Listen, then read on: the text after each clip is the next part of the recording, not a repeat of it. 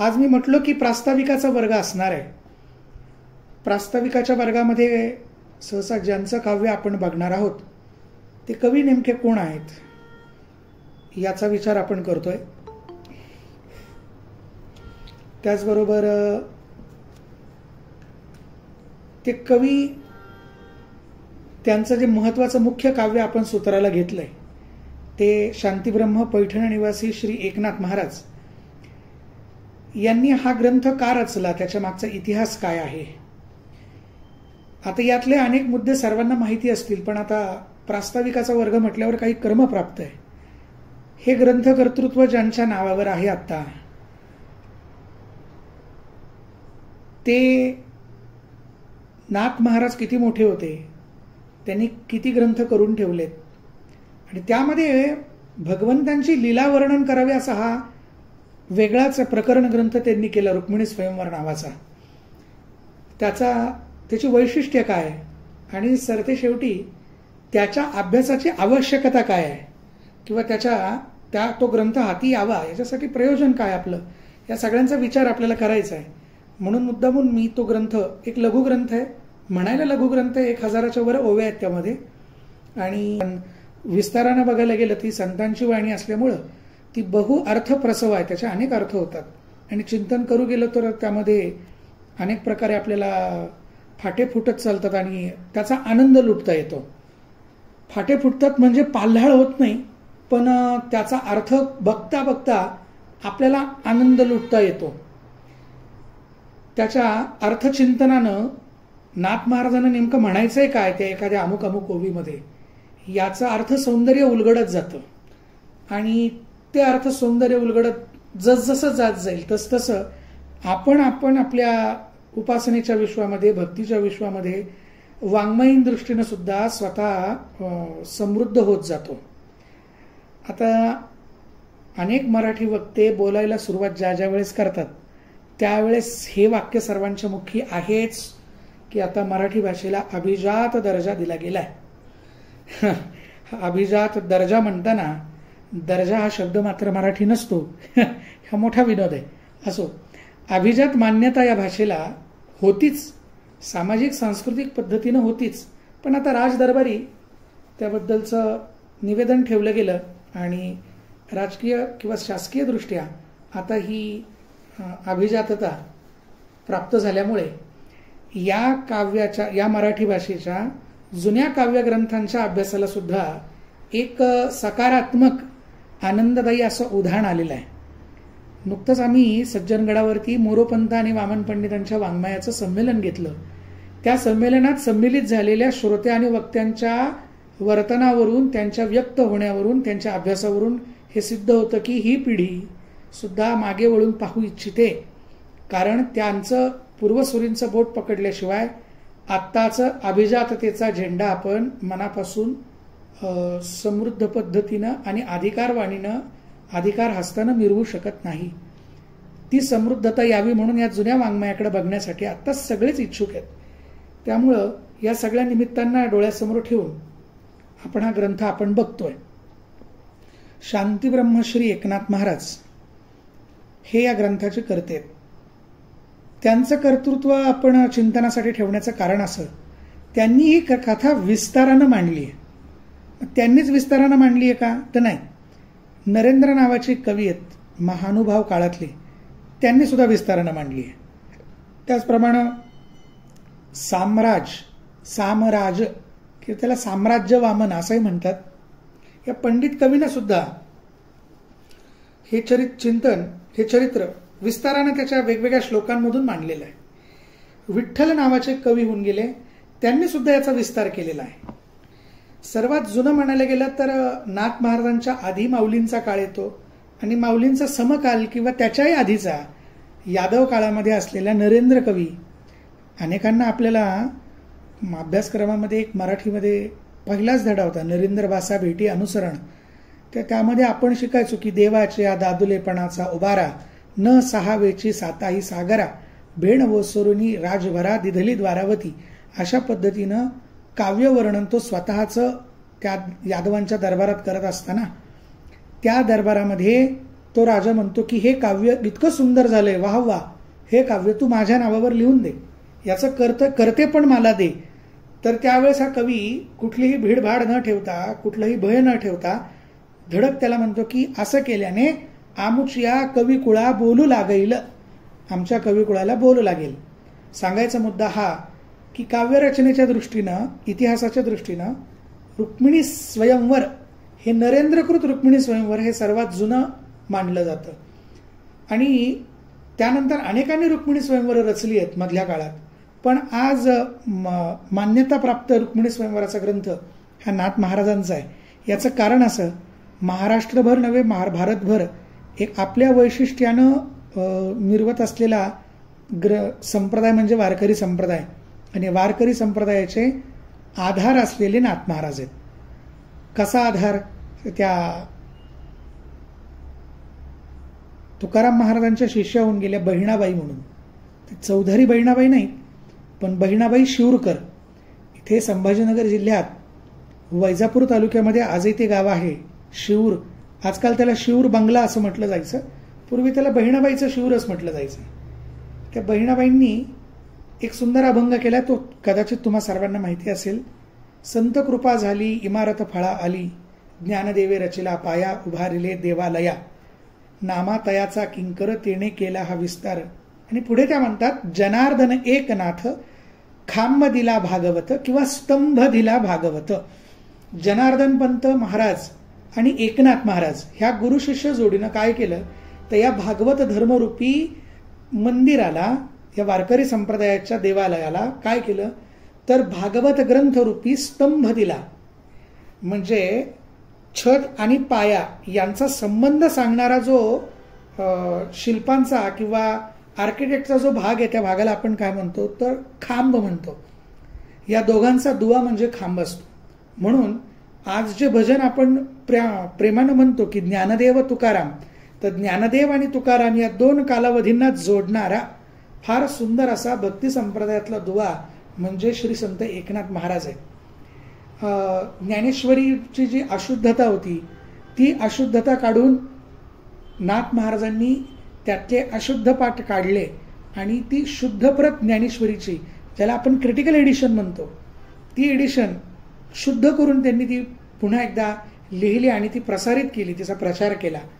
त्याचप्रमाणे नाथ महाराजांचं पूर्ण जीवनचरित्रच अतिशय विस्मयकारी आहे. लहानपणी आजी आजोबांनी सांभाळलंय, त्यानंतर त्यांना जनार्दन पंत स्वामी महाराजांची भेट त्यांची झाली, नंतर साक्षात दत्तप्रभूंचं दर्शन त्यांना झालं, त्यानंतर त्यांचा विवाह झाला. विवाहानंतर त्यांनी पुढे अनेक लीला केल्या, त्यांच्या चरित्रामध्ये अनेक कथा आहेत. तर या कथांचा विचार करायला गेलो, 2 मिनिटं, या सर्वांचा विचार जर आपण करायला गेलो तर नाथ महाराजांचं चरित्र हे खऱ्या अर्थाने एक संत चरित्र म्हणून स्थिमित करणार आहे. दुसरं वैशिष्ट्य की नाथ महाराज हे स्वतः संत म्हटलं की असं एक डोळ्यापुढे की दरिद्री आहेत, गरीब आहेत, म्हणजे भौतिकदृष्ट्या गरीब आहेत. नाथ महाराजांच्या बाबतीत तसं नव्हतं. ते श्रीमंत होते, त्यांना अनेक गावची वतनदारी होती आणि ते स्वतः शूरवीर होते. तलवारबाजी त्यांनी केली आहे सद्गुरूंच्या घरी असताना. असं असताना सुद्धा सद्गुरूंच्या आज्ञेनं त्यांनी ग्रंथरचना सुरू केली. त्याच्यात त्यांनी चतुश्लोकी भागवत प्रथम लिहिलं असं म्हणतात. आणि वारकरी संप्रदायात उदंड ग्रंथ रचना ज्यांच्या नावावर आहे त्यांचं नाव आहे नाथ महाराज. एकनाथ महाराजांच्या नावावर अनेक ग्रंथ आहेत, अनेक. म्हणजे आपल्याला अगदी पटकन सांगायचे झाले तर काही 4 ग्रंथ सांगता येतील. त्यातला पहिला ग्रंथ सगळ्यात महत्वाचा त्यांचा म्हणजे एकनाथी भागवत, दुसरा ग्रंथ भावार्थ रामायण, तिसरा म्हणजे त्यांच्या अभंगांची गाथा. हे 3 ग्रंथ डोळ्यापुढे आपण एकदम पटकन त्यांची नावं येतात. पण या 3च ग्रंथांचा विस्तार एवढा आहे. त्यानंतर त्यांनी चतुश्लोकी भागवत केलंय. हस्तामलक नावाचा जो ग्रंथ आहे आचार्यांचा, त्यावर टीका केली आहे. परमार्थामध्ये येणारं जे सुख आहे, जो आनंद आपल्याला मिळतो सद्गुरु कृपेनं, त्यावर आधारित असलेले काही प्रकरणं लिहिली. स्वात्मसुख नावाचं आहे, आनंद लहरी आहे, शुकाष्टक आहे, आनंद अनुभव आहे. जसा सद्गुरु ज्ञानेश्वर माऊलींचा अमृतानुभव नावाचा ग्रंथ आहे, तसा नाथ महाराजांचा सुद्धा अनुभवामृत नावाचा ग्रंथ आहे. आणि चिरंजीव पद आहे. याही पलीकडे जाऊन त्यांचा हरिपाठ आहे, तर त्यांच्या अभंगाच्या गाथेचाच तो भाग आहे. हरिपाठाबरोबरच त्यांचे भारुडं विशेष आहे. विंचू चावला, आईचा जोगवा मागेन, रोडगा वाहीन तुला. यासाठी मात्र नाथ महाराज विशेषतः पूर्ण भारतभर नव्हे जगभर ओळखले जातात की भारुडं सर्वात संतांनी रचली आहेत, पण त्यातल्या प्रसिद्ध कोणाची झाली तर ती नाथ महाराजांची झाली. लोकांपर्यंत लोककलेचा हात पकडून त्यांनी पारमार्थातली रूपकं त्यावरती आरूढ केली आणि बहुरूढ म्हणजेच भारूढ अशा पद्धतीने तो लोकांना उपदेश त्यांनी त्या माध्यमातून केला. आजचा ग्रंथ आहे रुक्मिणी स्वयंवर. रुक्मिणी स्वयंवर हा ग्रंथ रचण्यामागे फार सुंदर इतिहास आहे. नाथ महाराजांवरती सद्गुरू श्री दत्तप्रभूंची कृपा झालेली आहे, त्यांचं साक्षात दर्शन झालेलं आहे आणि नाथ महाराजांचे कलियुगातले थेट शिष्य असलेले जनार्दन पंत स्वामी महाराज. थेट शिष्य म्हणजे एक मोठी परंपरा आपल्याला बघायला मिळते. कलियुगातले संत आणि त्यांची मूळ पुरुष असलेले ज्ञानेश्वर माऊलींचं जर आपण बघितलं, आदिनाथ गुरु सकल सिद्धांचा. आदिनाथ म्हणजे महादेव आहेत, भगवान शंकर आहेत. त्यांचे शिष्य आहेत मच्छिंद्रनाथ. मच्छिंद्राने बोध गोरक्षासी केला, गोरक्षनाथ त्यांचे शिष्य आहेत. गोरक्ष उडला गहिनी प्रती, गहिनीनाथ महाराज त्यांचे शिष्य आहे. गहिनी प्रसादे निवृत्ती दातारो. गहिनीनाथ महाराजांनी निवृत्तीनाथ महाराजांना अनुग्रह दिला आणि मग त्यांनी माऊलींवर अनुग्रह केला. म्हणजे अनुग्रहाची गुरु शिष्य परंपरा एवढी मोठी सांगितली जाते. कोणापासून? सदाशिवांपासून, म्हणजेच भगवान श्री दक्षिणामूर्ती म्हणून ज्यांना ओळखलं जातं किंवा नाथ संप्रदाय ज्यांना आदिनाथ म्हटलं जातं, त्या आदिनाथांपासून ही परंपरा आपल्याकडे चालत आली आहे. तसं नाथ महाराजांच्या सद्गुरूंच्या बद्दल नाहीये. दत्तप्रभूंनी थेट अनुग्रह केलाय, मध्ये परंपरा नाहीये. त्यांनी नारायण विधी अत्रिनाथ दत्त जनार्दन एकनाथ असा जय जयकार पैठणला आहे. नारायण विधी अत्रिनाथ. नारायण म्हणजे भगवान विष्णू, विधी म्हणजे ब्रह्मदेव, अत्रिनाथ म्हणजे अत्रि ऋषी, दत्त म्हणजे दत्तप्रभू, जनार्दन म्हणजे श्री जनार्दन पंत स्वामी महाराज आणि एकनाथ. पण दत्तप्रभूंनंतर थेट परंपरा ही जनार्दन पंत स्वामी महाराजांची आणि एकनाथ महाराजांची. त्यामुळे गुरुभक्तीमध्ये पक्के मुरलेले असे महात्मे नाथ महाराज. आणि या नाथ महाराजांकडे भगवंतांना असं वाटलं की आपण आपली द्वारका सोडून यांची सेवा करावी. अनेक प्रवाद्यामध्ये काही जण म्हणतात की भगवंत 12 वर्ष राहिले पैठणमध्ये, अनेक म्हणतात की ते 24 वर्ष राहिले, अनेक म्हणतात ते 36 वर्ष राहिले. तर 12-12-12 अशा 3 याच्यामध्ये त्यांनी केशव, उद्धव आणि श्रीखंड्या वेगवेगळी रूपं घेऊन ते तिथे राहिलेत. त्यातलं श्रीखंड्या हे चरित्र तुम्हा आम्हा सर्वांना माहिती आहे. भगवंत नाथ महाराजांच्या घरी येऊन राहिले, त्यांची सेवा केली. सेवा केली म्हटल्यानंतर काय, जे पडेल ते काम केलं.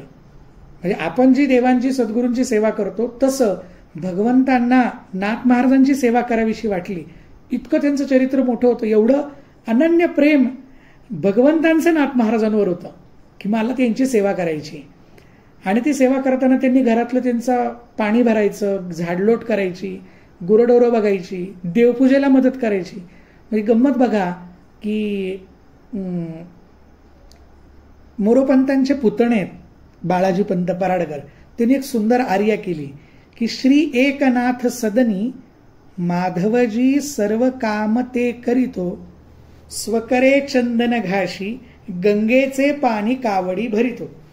की नाथ महाराजांनी काय केलं तर एकनाथ महाराजांच्या सदनी म्हणजे घरात देवपूजेला बसल्यानंतर त्यांनाच लावायचं चंदन स्वतःच उघडून दिलंय. म्हणजे देवपूजेतल्या देवघरातले भगवान श्रीकृष्णांना लावायचं चंदन खऱ्याखुऱ्या भगवान श्रीकृष्णाने श्रीखंड्या रूपात उगाळून दिलंय आणि ते उगाळून त्यांनी नाथ महाराजांना द्यावं, मग ते देवपूजेला वापरावं, ते म्हणजे अर्पण करावं देवांना. एवढंच काय, पैठण काय, आता याच्यात नाशिकचे पण अनेक लोक आहेत, नदीकाठी आपलं गाव आहे असे अनेक लोक इथं आत्ता ग्रुपवर जॉईन आहेत. नदीकाठी एखादं गाव असेल ना ते उंचावर असतं आणि पूर्वीच्या काळी ते पाणी आणायचं म्हटलं तर जाताना सोपं पडायचं. रिकामी भांडी घेऊन, कावडी घेऊन नदीवर खाली जायचं, जाताना मात्र वर चढत यावं लागतं. परत घरी येताना सगळी भांडी घेऊन, डोक्यावरचे घागरी असतील, कळशा, हंडे किंवा खांद्यावरच्या कावडी घेऊन, तर कावड घेऊन यांनी ते सगळं दिवसभर पुरणारं पाणी भरायचं. नाथ महाराज श्रीमंत आहे, एकत्र कुटुंब पद्धती आहे. त्या काळातले श्रीमंत म्हणजे घरात लागणारा धुणे, भांडे, नोकर, चाकर, घरातले कुटुंब सदस्य एवढ्या सगळ्यांना लागणारं पाणी भगवंत कावडीनं भरत होते आणि आवडीनं भरत होते. पुढे तो मुद्दा येणार आहे. आणि ते भरत असताना असा रोज त्यांचा क्रम चाललाय श्रीखंड्या नावानं. आणि नाथ महाराजांना मुलगी आहे, तिच्या लग्नाची चर्चा चालू आहे, तिचं लग्न लावून दिलंय, मुलगा आहे त्याचंही लग्न करून दिलंय. आणि मग एक दिवस नाथ महाराजांच्या पत्नी ज्या आहेत गिरिजाबाई, त्या म्हणाल्या, अहो हा श्रीखंडा पण आपल्याकडे काम करतोय, वयानं आता लग्नाचाच झालाय, तेव्हा याचं लग्न आपण बघून देऊ.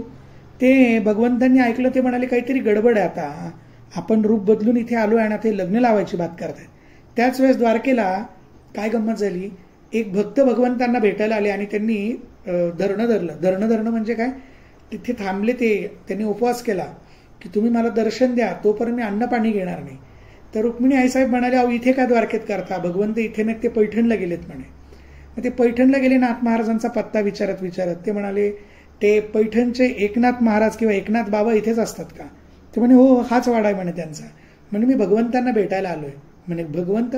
मग देवघर आहे, दर्शन घ्या म्हणे, ते समोर आहे. ते नाही म्हणे, तुमच्याकडे साक्षात भगवंत येऊन राहतायत म्हणे आता, असं मला द्वारकेत आईसाहेबांनी सांगितले, रुक्मिणी आईसाहेबांनी, म्हणून इथे भेटायला आलोय. आणि एकदम त्यांच्या डोक्यात चक्र सुरू झालं, नेमकं कोण बरं, हा असा ब्राह्मण द्वारकेहून आलाय, भगवंतांना कळालं. कसं कळलं त्यांना माहिती, पण ते त्या गोदावरीवर पाणी आणायला गेले होते पैठणला, ती कावड तिथेच ठेवली आणि तिथेच अंतर्धान झाले.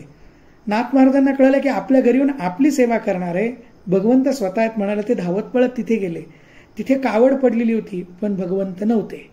असं म्हटल्यानंतर ते रडायला लागले. म्हणे भगवंता, काय तुम्ही परीक्षा घेतली, काय हे पाप केलं तुम्ही, माझ्या हातून काय पाप घडवून आणलं तुम्ही की तुमची सेवा मला घ्यावी लागली, तुम्ही माझ्या समोर या, मला तुमचं दर्शन घ्यायचं म्हणे. आणि मग ते दर्शन घेण्यासाठी ते समोर येऊन उभे राहिले, परत प्रकट झाले, दर्शन घेतलं. आणि दर्शन घेतल्यानंतर ते म्हणाले की अहो असं कसं तुम्ही करता, येता आणि अशी ओळख दडवून माझी सेवा करता, तुम्ही असं का केलं? ते म्हणाले माझ्यासाठी तुम्हीच प्रिय आहात, या जगामध्ये भक्तच माझे प्रिय आहेत, म्हणूनच मी तुमची सेवा केली.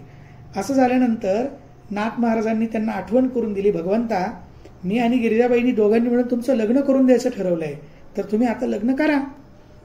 त्यावेळेस ते म्हणतात, आधीच 16,108 बायका आहेत माझ्या, त्यात हे अजून पुढे वाढवता, मग आता कसं करायचं? ते म्हणे सद्गुरु प्रसादाने, सद्गुरु कृपेनं तुमच्याकडे काव्यशक्ती आहेच, तर तुम्ही माझं रुक्मिणी स्वयंवर हे काव्य रचा, स्वतः तुम्ही रचना करा त्याची, आणि रचना केल्यानंतर ती रचना पूर्ण झाली म्हणजेच माझं लग्न लागल्यासारखं आहे. असं भगवंतांचा प्रसाद या ग्रंथाला दिला गेलाय. भगवंतांनी कृपा केली, त्यांच्यावरती साक्षात दर्शन दिलंय आणि त्यांनी सांगितलंय म्हणून हा ग्रंथ लिहिला गेलाय. अशी मान्यता आहे संप्रदायामध्ये की रुक्मिणी स्वयंवराला भगवंतांनी परवानगी दिली किंवा भगवंतच म्हटलेत की हे करा, म्हणून ते रचायला सुरुवात केली. म्हणून त्यांनी त्याची रचना केली. त्यांनी एकनाथी भागवत ग्रंथ केला आणि हा ग्रंथ, एकनाथी भागवताचा ग्रंथ त्यांनी रचना केल्यानंतर त्यातला काही भाग हा पैठणमध्ये झाला आणि काही भागाची रचना काशीला झाली. आणि काशीमध्येच त्यांचं शके 1493 मध्ये या एकनाथी भागवताच्या रचनेसोबत किंवा स्वतंत्र असाही विचार आपण इतिहासाचा करू शकतो की ते काशीत असतानाच त्यांनी 18 प्रसंगांचा म्हणजे 18 अध्यायांचा ग्रंथ, ज्याची ओवी संख्या आहे 1707, 1707 एवढ्या ओवी संख्येचं त्यांनी भागवताचं लिखाण सुरू असतानाच हा रुक्मिणी स्वयंवर नावाचा ग्रंथ त्यांनी तिथे पूर्ण केला. याच्यासाठी त्यांनी हरिवंशामध्ये 10व्या स्कंधामध्ये ही मोठी कथा भाग येतो. भगवान श्रीकृष्णांच्या चरित्रासाठी जे ऑथेंटिक डॉक्युमेंट मानले जातात आता, त्यातले ग्रंथ म्हणजे पहिला महाभारत, दुसरं श्रीमद भागवत, तिसरं गर्गसंहिता आणि चौथा हरिवंश.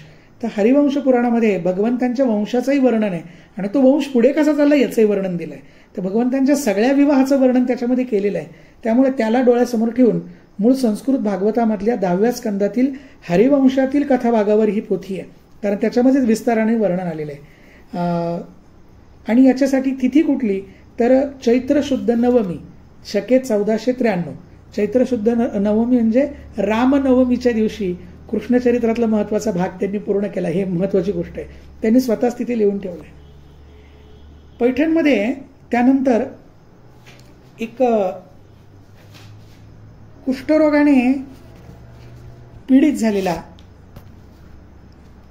त्रासलेला एक जीव, एक व्यक्ती तिथे येऊन थांबला. त्याचं नाव कृष्ण दयार्णव म्हणून नंतर ते ओळखले जायला लागले. ते म्हणाले की आता आपण या कुष्ठामुळे असेन तसे मरणारच आहोत, तर आपण जाऊयात, पैठणला जाऊयात आणि नाथ महाराजांच्या दरबारामध्ये त्यांच्या त्या समाधीसमोर किंवा तिथे त्या पैठणमध्ये जाऊनच आपण आपला देह ठेवूयात, निदान त्यांच्या सेवेमध्ये देह गेला, काहीतरी पुण्य तरी गाठी पडेल. असं झाल्यानंतर ते तिथे गेले आणि त्यांनी खरंच देवांची सेवा सुरू केली, तिथे नाथ महाराजांची सेवा सुरू केली. आणि एक दिवस नाथ महाराजांच्या माफ करा या कृष्णदयारामांच्या स्वप्नामध्ये नाथ महाराज आले आणि नाथ महाराजांनी त्यांना सांगितलं की तुम्ही जशी मी 11व्या स्कंधावर, भागवताच्या 11व्या स्कंधावर जशी मी टीका केली, रचना केली, तशीच रचना तुम्ही भागवताच्या 10व्या स्कंदावर करा. भागवताचा 10वा स्कंद ज्यामध्ये श्रीकृष्ण चरित्र आहे. म्हणून त्यांची आज्ञा शिरसावंद्य मानून या कृष्णदयार्णव कवींनी खरोखरच 10व्या स्कंदावर हरिवरदा नावाची एक मोठी टीका लिहायला सुरुवात केली आणि ती हरिवरदा टीका पूर्ण झाली. या ग्रंथाचा अभ्यास करायला ज्यावेळेस सुरुवात केली त्यावेळेस हरिवरदा मी उघडलं. आता ते तर इंटरनेटवर उपलब्ध आहेत काही भाग त्याचे, पण ज्या ठिकाणी रुक्मिणी स्वयंवराचा भाग आला 10व्या स्कंदातला, त्या स्कंधामध्ये तिथे हरिवरदा रचना करणारे कृष्णदयार्णव कवी म्हणतात की माझ्या सद्गुरूंनी आधीच हे रुक्मिणी स्वयंवर रचून ठेवलंय, तेव्हा मी स्वतंत्र परत त्यावर टीका करणं हा माझ्या सद्गुरूंचा अपमान होईल, म्हणून तेच रुक्मिणी स्वयंवर मी जसंच्या तसं इथे सांगतो. आणि जे रुक्मिणी स्वयंवर हे 18 प्रसंगांचं दिलंय हे असंच्या असं त्यांनी पुन्हा एकदा उतरून त्या ग्रंथामध्ये समाविष्ट केलंय. हे सद्गुरूंच्या चरणाबद्दल असलेला हा किती सुंदर प्रेमभाव, त्यांच्याबद्दल असलेली श्रद्धा आणि त्यांचा आपल्या कृतीतनं त्यांचा सन्मानच झाला पाहिजे यासाठी घेतली गेलेली काळजी जी परमार्थामध्ये अतिशय महत्वाची ही या ग्रंथातून आपल्याला कळते. पण जिथे तो ग्रंथ हरिवरदा लिहित येतो आणि जिथे रुक्मिणी स्वयंवराचा प्रसंग सुरू होतो त्याच्या आधी त्यांनी काही रुक्मिणी स्वयंवराचं महात्म्य सांगणाऱ्या ओव्या लिहिल्यात. ते म्हणतात की या ग्रंथाचे निरूपणी श्रोता वक्ता चक्रपाणी, निमित्त मात्र महाराष्ट्रवाणी, अभिष्टदानी कल्पलता. ते म्हणतात की या ग्रंथाचं निरूपण करणारा श्रोता आणि वक्ता दोघेही चक्रपाणी होतात, म्हणजे त्यांना भगवंतांची योग्यता प्राप्त होते. थोडक्यात स्वरूपता नावाची मुक्ती मिळते. आता त्यासाठी हा प्रक्रियेचा आणि परमार्थाचा मोठा भाग आहे. पण या ग्रंथाचं निरूपण करणारा श्रोता वक्ता हे दोन्हीही चक्रपाणी असतात. निमित्त मात्र महाराष्ट्रवाणी, मग ती वाणी किंवा ती भाषा कुठली असो, ती महाराष्ट्रवाणी म्हणजे मराठी भाषा आहे. अभिष्टदानी कल्पलता, अभिष्ट जे महत्वाचं आपले मनोवांछा जी आपली ती पूर्ण करणारी कल्पलता. ती पूर्ण करणारी कल्पलता म्हणजे काय, तर हा रुक्मिणी स्वयंवर नावाचा ग्रंथ आहे. त्याचबरोबर पुढे ते म्हणतात की श्रीमद भागवत 18 सहस्र त्या माझी दशमस्कंधसार, त्यातही रुक्मिणी स्वयंवर जेथ श्रीधर सन्निहित. की श्रीमद भागवतामध्ये आपण म्हटलं की त्याचा मेरुमणी कुठला, आनंदाचं शिखर कुठलं, तर श्रीमद भागवत कथा सुरू झाली की अनेक स्कंदामध्ये भक्ती सांगितलीच आहे, पण सगळ्या श्रोत्यांचं लक्ष असतं की भगवान श्रीकृष्णांच्या लीला केव्हा सुरू होतील, म्हणजे तो 10वा स्कंद केव्हा सुरू होईल. म्हणून त्या पूर्ण श्रीमद भागवत पुराणाचा शिखर काय, तर तो 18 सहस्र श्लोकांमध्ये त्यातला सार काय, त्यातलं शिखर काय, तर त्यातला दशमस्कंद हा सार आहे. आणि त्यामध्ये सार काय, तर त्यामध्ये सार आहे त्या दशमस्कंदाचा सार म्हणजे रुक्मिणी स्वयंवर आहे. का, तर जेथे रुक्मिणीनं स्वतःच्या हृदयामध्ये भगवंतांची स्थापना केली आहे, एक भक्त आणि भगवंत यांचं नातं त्यामध्ये त्यांनी सांगितलेलं आहे. अशी सुंदर आहे. जसं आपण म्हणतो की दूध हे पुष्टीदायक आहे, पण दुधातलं सार काय, तर दुधाचं आपण दही करतो. मग दह्यामध्ये काय, तर दह्यामधून ताक बाजूला करून लोणी काढतो आणि परत त्या लोण्यातला नको असलेला भाग काढून आपल्याला त्यातलं काही महत्वाचं मिळवायचं असेल तर त्याला आपण तापवतो आणि त्याचं तूप काढतो. तसं श्रीमद भागवत त्या भागवतातला 10वा स्कंद आणि 10व्या स्कंदातलं काय, तर त्या 10व्या स्कंदातलं आहे रुक्मिणी स्वयंवर. आणि त्या रुक्मिणी स्वयंवरातलं काय ते मात्र आज सांगत नाही. ते रुक्मिणी स्वयंवराचं निरूपण ज्यावेळेस सुरू होईल त्यावेळेस मात्र मी सांगेन. आता अनेकांनी हा ग्रंथ ज्यासाठी प्रसिद्ध करून ठेवलाय तो म्हणजे ज्यांचं लग्न जुळत नाहीये त्यांनी या ग्रंथाचं पारायण करावं. त्यासाठी विधी काय काय सांगितलेत. चौरंग मांडावा, त्यावर कलश ठेवावा, भगवान श्रीकृष्णांचे मूर्ती गणपती यांची स्थापना करावी, त्यांचं पूजन करावं, आपली मनोवांछा सांगावी आणि ती वांछा म्हणजे ती इच्छा सांगितली, लग्नाचीच इच्छा असते. सहसा मुली हे लग्नाळू मुली हे व्रत करतात. काही मुलांना बघितलं ऐकलेलं आहे की त्यांनी रुक्मिणी स्वयंवराचं व्रत केलं आणि त्यांचं लग्न ठरलं. तर असं आहे. पण या इच्छेनं काय मिळालं तुम्हाला? या इच्छेनं काय मिळालं? या इच्छेनं मिळालं आपल्याला फक्त परमार्थ नाही मिळाला, प्रपंच मिळाला. पण परमार्थ देणार आहे म्हणून निमित्त मात्र महाराष्ट्रवाणी अभिष्टदानी कल्पलता सांगितलंय, जे मागाल ती देणारी आहे. पण नाथ महाराजांना अभिप्रेत असलेली ही कल्पलता कशी आहे ते स्वतःच सांगितलंय. त्यांनी स्वतःच सांगितलं ग्रंथाच्या फलश्रुतीमध्ये किंवा त्या ग्रंथाचं महात्म्य सांगताना. ते म्हणतात की ये ग्रंथीचे निरूपण जीवाशिवाचे होत लग्न, अर्थ पाहता सावधान, समाधान सात्विक. आपल्या चित्ताला सात्विकता प्राप्त व्हावी यासाठी, म्हणजे ती सात्विकता प्राप्त झाली म्हणजेच ते चित्त परमार्थाला, ते अंतःकरण परमार्थाला पोषक होईल. त्याच्यात तमाचा आणि रजाचा जर अंश असेल तर ते परमार्थाला पोषक होऊ शकत नाही. मग संतांची वाणी आहे, ते म्हणतात की या ग्रंथाचं निरूपण केलं की जीवा शिवाचं लग्न होतं आणि अर्थ पाहता सावधान, त्याचा अर्थ जर आपण सावधानतेनं बघितला तर आपल्याला त्याचं सात्विक समाधान प्राप्त होतं. म्हणून नाथ महाराजांनी विशेष करून हे ग्रंथ रचताना जीवाशिवाचं लग्न होतं असं सांगितलंय. जीव म्हणजे काय तर जन्माला आलेला प्रत्येक कुणीही हा परब्रह्म स्वरूपच आहे. पण त्या परब्रह्म स्वरूप असलेल्या प्रत्येक जीवाच्या ठिकाणी गेल्या जन्मीच्या संस्कारांच्या वासना असतात. तर परब्रह्म तत्व अधिक वासना या दोघांचं मिश्रण एकत्र केलं की त्याला म्हणावं जीव. आणि तत्व याच्यातनं जर वजा केले आपण, काय वासना जर काढून टाकले, जे उरतं त्याला म्हणावं शिव.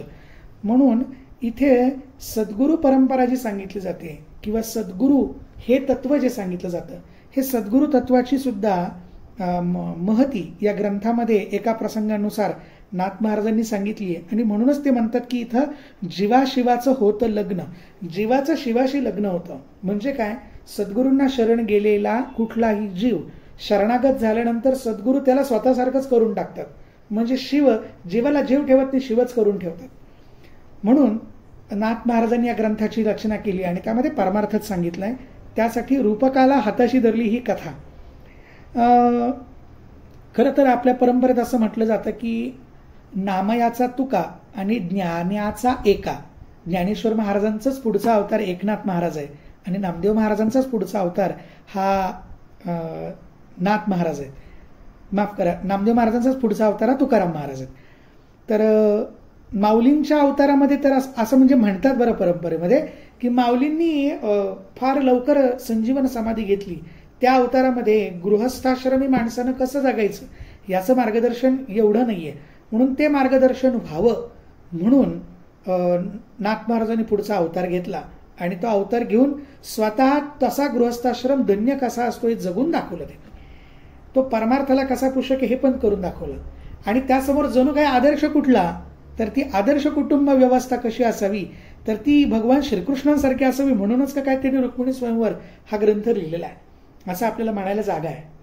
तर त्या ग्रंथाच्या निरूपणात त्या प्रत्येक ओवीचा अर्थ पाहता सावधान, समाधान सात्विक म्हटलंय ना, ते सात्विक समाधान काय ते आपल्याला या ग्रंथाच्या अर्थातनं बघायचंय.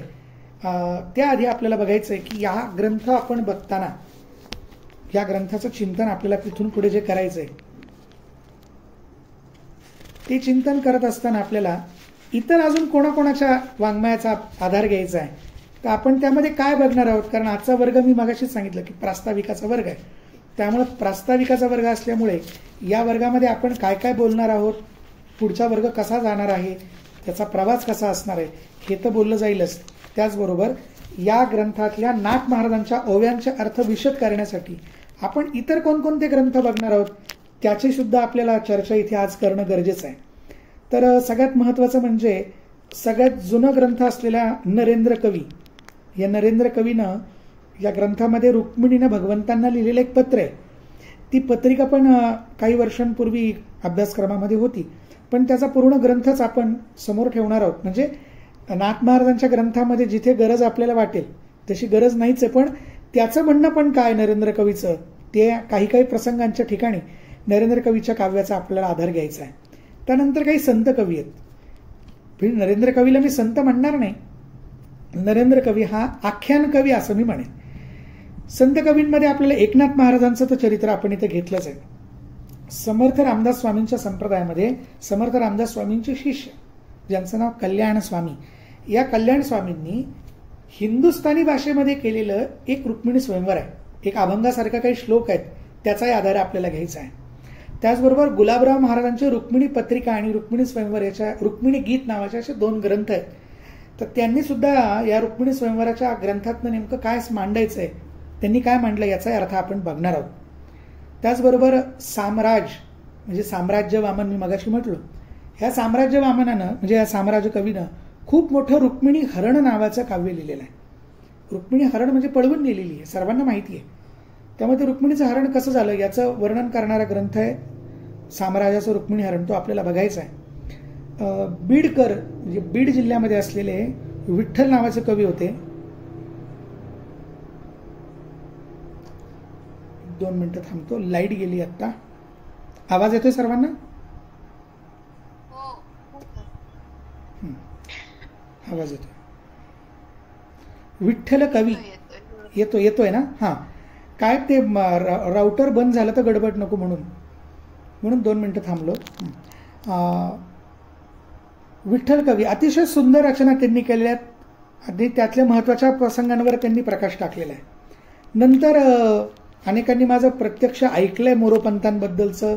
काल परवा रेडिओ विश्वासवर इंटरव्ह्यू पण येऊन गेला, त्यामुळे अनेकांच्या अपेक्षा उंचावल्या कदाचित असतील की आता मोरोपंतांबद्दल पण यामध्ये येणार का? अवश्य येणार. मोरोपंतांचे श्रीकृष्ण वर्णनातले आणि त्यातल्या त्यात रुक्मिणीचे उल्लेख असलेले 4 ग्रंथ आहेत. त्यातला पहिला ग्रंथ आहे मंत्र भागवत. हा याला बृहद दशम असं पण म्हटलेलं आहे. 10व्या स्कंदावरचीच टीका आहे, पण ती आर्याबद्ध टीका केलेली आहे. त्यानंतर दुसरा ग्रंथ येतो श्रीकृष्ण विजय. या श्रीकृष्ण विजयामध्ये सुद्धा रुक्मिणी स्वयंवराचा प्रसंग परत आलेला आहे. तिसरा ग्रंथ आहे हरिवंश. म्हणजे आता जे सांगितलं हरिवंशाबद्दल की रुक्मिणी स्वयंवर हा नाथ महाराजांचा ग्रंथ हरिवंश या ग्रंथावर बेतलेला आहे. तर रुक्मिणी स्वयंवर हा हरिवंशावर बेतलेला आहे. तर हरिवंशाची पूर्ण टीका नाथ महाराजांनी मोरोपंतांनी आर्याबद्ध केलेली आहे. त्यामध्ये द्रौपदी विचारते सगळ्या श्रीकृष्णांच्या पत्नींना, कागद तुम्हाला माझ्या भावाशी गाठ कशी पडली, माझ्या भावाबद्दल तुम्हाला असं काय वाटलं, तुमचं लग्न कसं झालं याबद्दल जरा सांगा. आणि मग ते सांगायला लागल्यानंतर सगळ्या त्या बोलायला लागतात. कोण? या बायका. मग त्यात पहिली रुक्मिणी ते मग तिथे ती स्वतः तिच्या तोंडून माझं लग्न कसं झालं याचं संक्षेपानं वर्णन करते. त्या आर्यात तर इतक्या सुंदर आहेत, इतक्या छान आहेत की त्याबद्दल बोलायचं काम नाही. त्यानंतर येतात कृष्ण दयार्णव नावाचे कवी. तू मगाशी वर्णन केलं की या ग्रंथाच्या महात्म्याबद्दल पुढच्या वर्गामध्ये मी अजून बोलणार आहे. तर त्या महात्म्यामध्ये कृष्ण दयार्णवांनी काय सांगून ठेवलंय ते आपल्याला बघायचं. वामन पंडितांनी ते रुक्मिणीने लिहिलेलं जे पत्रिका आहे, रुक्मिणी पत्रिका म्हणून जे ओळखलं जातं, प्रेमपत्र, त्या प्रेमपत्राचा सानुवाद म्हणजे मराठी अनुवाद केलेला आहे. विठोबा अण्णा दफ्तरदारांनी रुक्मिणी स्वयंवराचे एक कटावासारखे गीत केलेलं आहे. आणि त्याचबरोबर भगवंतांच्या वर्णनाचा एक प्रदीर्घ मोठा कटाव आहे. त्या कटावाचा काही कडव्यांचा समावेश या ग्रंथाच्या निरूपण करताना येणार आहे. मी जे पोस्टर बनवलं होतं तुमच्यापर्यंत आलं असेल, त्यात मी म्हटलं होतं की संत, पंत आणि तंत कवी. तर तंत कवी म्हणजे शाहीर कवी, म्हणजे तमाशातले पण शाहीर आणि पोवाडे गाणारे शाहीर असे 2 प्रकार पडतात. त्यातले तमाशातले शाहीर म्हणून सोलापूरचे प्रसिद्ध असलेले रामजोशी बुवा, जे मोरोपंतांचे नंतर शिष्य झाले, त्यांची एक लावणी सापडली ज्याच्यामध्ये रुक्मिणी स्वयंवराचा प्रसंग दिलेला आहे. अप्रतिम प्रसंग आहे. अशी फक्कड लावणी म्हणतो ना तशीच ती रचलेली आहे. तिचाही आपण आधार घेणार आहोत. अजून एक लावणी आहे, पण त्या लावणीचा कवी मात्र माहित नाहीये कोण आहे, पण ती लावणी पण हाताशी ठेवलेली आहे. त्याचबरोबर भगवंतांच्या हा रुक्मिणी स्वयंवराचा कथाभाग जो आहे हा डोळ्यापुढे ठेवून दासगणू महाराजांच्या परंपरेतले फार मोठे अलीकडच्या काळातले महात्मेच म्हणूयात सज्जन असलेले स्वामी परमपूज्य स्वामी श्री वरदानंद भारती म्हणजेच पूर्वाश्रमीचे हरिभक्तीपरायण वैकुंठवासी अनंतराव आठवले यांनी लोकाग्रहास्तव या रुक्मिणी स्वयंवरावर एक कीर्तनोपयोगी आख्यान लिहिलंय. या कीर्तनोपयोगी आख्यानातली पदं सुद्धा तितकीच महत्वाची. त्यांनी पण रुक्मिणी पत्रिकेचा मराठी अनुवाद केलेला आहे. त्याचबरोबर त्यांनी रुक्मिणीचं एक स्तोत्र लिहिलंय. म्हणजे स्तोत्र वाङ्मय शोधत असताना रुक्मिणीचं तेवढं एकच स्तोत्र आम्हाला ते नेटवरती मिळालं, अजून तर मिळायचंय. त्याचबरोबर नाथ महाराजांनी त्यांच्या ग्रंथामध्ये एकनाथी भागवतामध्ये हळदुली नावाचं एक प्रकरण लिहिलंय, अभंगबद्ध. हळदुली, रुक्मिणीची हळद कशी झाली ते. त्याचबरोबर या सर्व ओव्यांचा अर्थ बघण्यासाठी आपल्याला अनेक इतर ग्रंथ सुद्धा हाताशी ठेवावे लागलेले आहेत. आपल्याला ते लागणार आहेत. याचं कारण सांगायचं कारण असं, कदाचित तुम्ही सुद्धा ते शोधाल आणि आपल्याला अभ्यास करायला ते सोपं जाईल. त्यातलं पहिलं आहे विष्णू सहस्रनामाचं भाष्य. काही काही नामांचे अर्थ आपल्याला हवेत.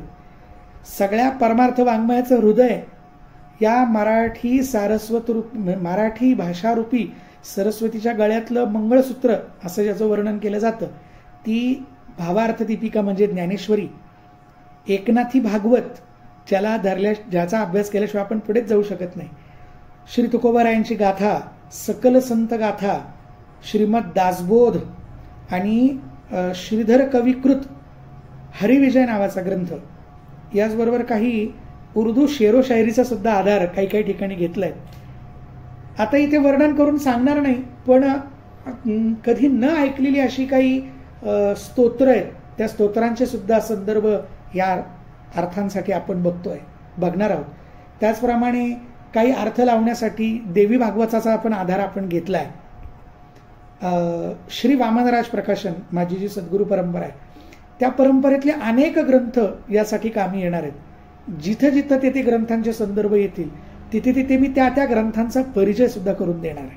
तेव्हा असं समृद्ध, आणि मागच्या वर्षी जे रुक्मिणी स्वयंवर सांगितलं त्या रुक्मिणी स्वयंवरापेक्षा जास्त अजून विस्ताराने रुक्मिणी स्वयंवर बघण्याचा आपण प्रयत्न करणार आहोत.